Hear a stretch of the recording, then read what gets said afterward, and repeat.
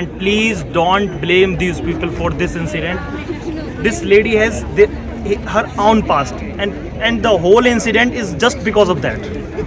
And these persons are innocent and they are very beautiful. Thank you. Yeah, we are staying last 5 days here. Okay. But we didn't feel like what the media is showing right now. We feel very safe, and we are roaming at night at 12, and we didn't feel like this. Just the media. The Meghalaya is completely safe. And whatever the memories we made, or whatever the memories we have collected from here, we can't put that into the words. This is completely helpful. All people of the Meghalaya are very helpful, very kind. The nature of the Meghalaya is very beautiful. Please stop showing these videos without Verifying the news. without verifying the facts. Facts. And Whatever without happened- evidence, you can't blame these people.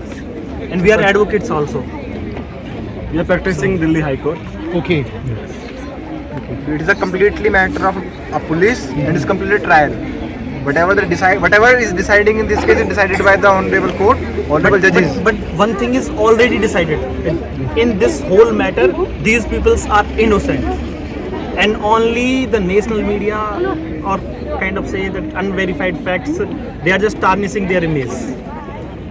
So please stop these fake news.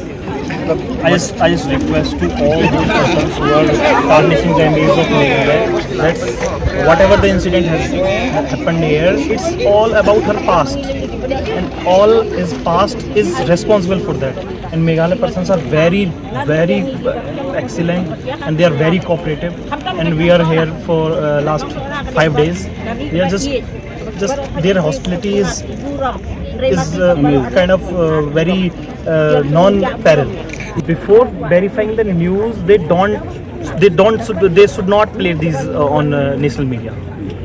I want to say that. And Meghalaya persons, all tribals, all persons are there, are very beautiful and very beautiful nature. Okay, thank you very much.